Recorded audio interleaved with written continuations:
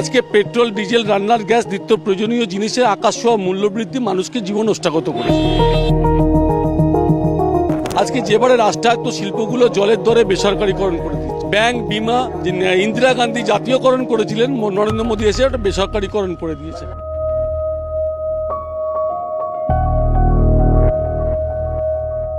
আজকে টাকার মূল্যে পতন হয়েছে। ভারতবর্ষে মুষ্টিমেয় কিছু শিল্পপতিকে 17 লক্ষ কোটি টাকা এনপিএ করে দিয়েছেন, ঋণ মুকুব করে দিয়েছেন। ভারতবর্ষের মানুষকে অতিষ্ঠ করে দিয়েছে নরেন্দ্র মোদী।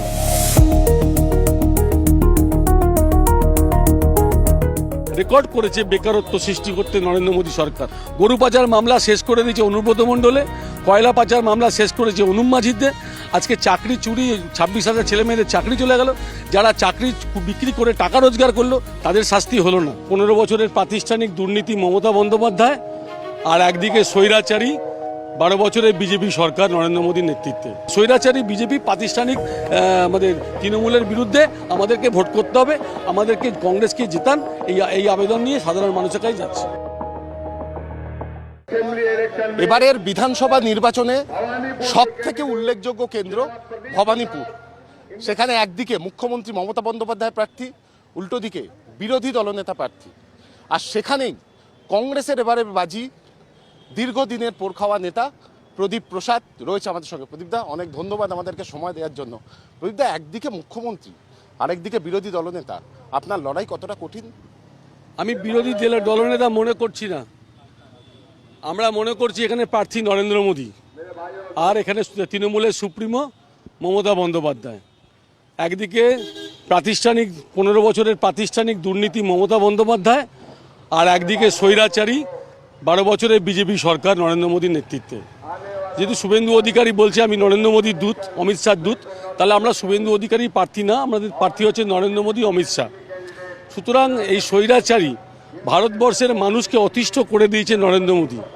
আজকে কলকারখানা নেই, শিল্প নেই, কর্মসংস্থান নেই। 45 বছরে সব থেকে বেশি হাইয়েস্ট রেকর্ড করেছে বেকারত্ব সৃষ্টি করতে নরেন্দ্র মোদী সরকার। আজকে পেট্রোল ডিজেল রান্নার গ্যাস নিত্য প্রয়োজনীয় জিনিসের আকাশ ছোঁয়া মূল্যবৃদ্ধি মানুষকে জীবন নষ্টাগত করেছে। আজকে যেবারে রাষ্ট্রায়ত্ত শিল্পগুলো জলের দরে বেসরকারীকরণ করে দিচ্ছে। ব্যাংক, বিমা, ইন্দিরা গান্ধী জাতীয়করণ করেছিলেন, নরেন্দ্র মোদী এসে ওটা বেসরকারীকরণ করে দিয়েছে। আজকে টাকার মূল্যে পতন হয়েছে। আজকে নরেন্দ্র মোদী সরকার চুপ করে বসে আছে। ভারতবর্ষে মুষ্টিমেয় কিছু শিল্পপতিকে 17 লক্ষ কোটি টাকা এনপিএ করে দিয়েছেন, ঋণ মুকুব করে দিয়েছেন। কৃষকরা রাস্তায় বসে আন্দোলন করছে, শ্রমিকরা আন্দোলন করছে, বেকার যুবকরা আন্দোলন করছে, পেপার লিক তো আছেই। প্লাস ভোট চুরি করে জ্ঞানেশ কুমার, ইডি, সিবিআই এবং ইনকাম ট্যাক্সকে পুরো করায়ত্ত করে সাধারণ মানুষের কাছ থেকে ভোট চুরি করে নিচ্ছে। আর একদিকে হচ্ছে মমতা বন্দ্যোপাধ্যায়ের প্রাতিষ্ঠানিক দুর্নীতি। মমতা বন্দ্যোপাধ্যায় আগে লিখতেন সততার প্রতীক, মূল্যবোধের প্রতীক। এখন আর কেউ মমতার ছবিতে সততার প্রতীক, মূল্যবোধের প্রতীক লেখে না। আজ মমতা বন্দ্যোপাধ্যায়ের সরকারের গায়ে প্রাতিষ্ঠানিক দুর্নীতির কালি লেগে গেছে।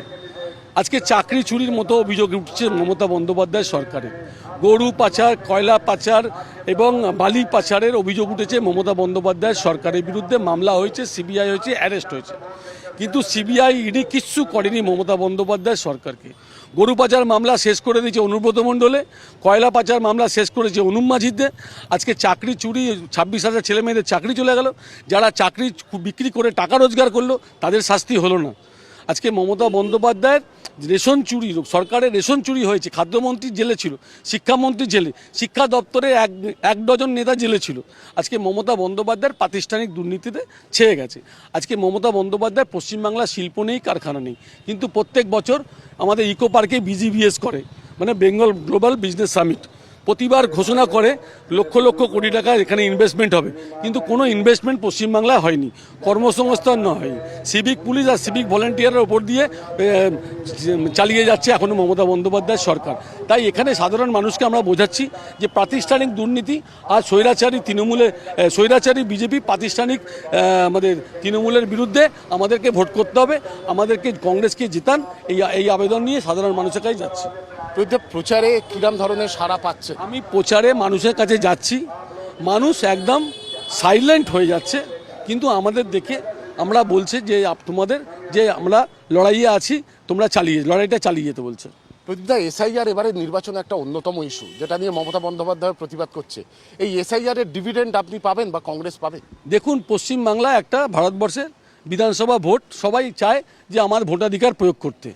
এবার নির্বাচন কমিশন আর নরেন্দ্র মোদী মিলে মিশে ভোটের আগে একটা রিগিং করে ফেললেন, যেবারে বিহারে করেছেন, হরিয়ানাতে করেছেন, এবার আমাদের পশ্চিমবাংলার হয়ে গেল যে আমাদের হঠাৎ করে অ্যাডজুডিকেশন করে যেভাবে এতগুলো নাম বাদ দিয়ে দিল, ডিলিট করে দিল।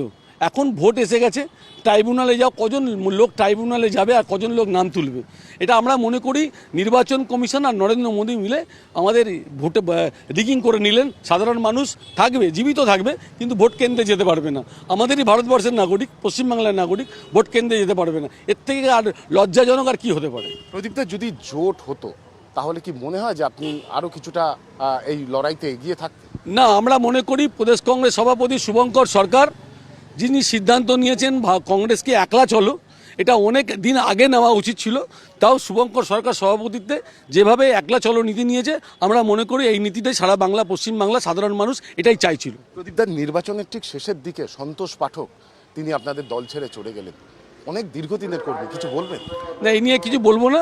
ওনার এমএলএ হওয়ার ইচ্ছে, এমপি হওয়ার ইচ্ছে, মনোবাসনা সবার থাকতে পারে, আদর্শ নিয়ে বসে থাকতে পারে, আদর্শ নিয়ে লড়াই করতে পারে, খুব কম লোকই আছে।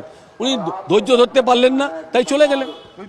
গরম বাড়ছে, সেখানে দাঁড়িয়ে প্রচার, ডায়েটের ক্ষেত্রে কিছু মেনটেন করতে হচ্ছে? কোনো মেনটেন নেই। আমি 365 দিন রাস্তায় থাকি, রোদে পুড়ে জলে পুড়ে ভিজে আমরা সাধারণ মানুষের জন্য লড়াই করি। সুতরাং ভোট আমাদের কাছে নতুন কিছু নয়। শেষ প্রশ্ন আমার, জেতার ব্যাপারে এরম কঠিন লড়াইয়ে কতটা আত্মবিশ্বাসী? আমরা আত্মবিশ্বাসী আছি যে এবারে 1,60,000 ভোট আছে ভবানীপুরে। এবার তৃণমূল কংগ্রেসের প্রাতিষ্ঠানিক দুর্নীতিতে মানুষ স্থিতিবিরক্ত, আর বিজেপির স্বৈরাচারী মনোভাবে নিত্য প্রয়োজনীয় জিনিসের দাম যেভাবে বেড়েছে, গ্যাসের দাম বেড়েছে, পেট্রোল ডিজেলের দাম বেড়েছে, চাকরি নেই, কর্মসংস্থান নেই, সাধারণ মানুষ তৃণমূলের বিরুদ্ধেও ক্ষোভ আছে আর বিজেপির বিরুদ্ধেও ক্ষোভ আছে। সেই ভোটটা কংগ্রেসের আসবে, তার কারণ কংগ্রেসের মুখ্যমন্ত্রী ছিলেন বিধানচন্দ্র রায়, প্রফুল্ল সেন এবং সিদ্ধার্থ শঙ্কর রায়। তাদের আমলে কংগ্রেসের উন্নতি দেখেছেন, বাংলাকে এগিয়ে নিয়ে যাওয়ার কথা দেখেছেন, কিন্তু এই মমতা বন্দ্যোপাধ্যায় আমাদের প্রতিষ্ঠানগুলোকে নীল সাদা রং ছাড়া আর কিছু করেনি, সিভিক ভলেন্টিয়ার আর সিভিক পুলিশ ছাড়া আর কিছু করেনি।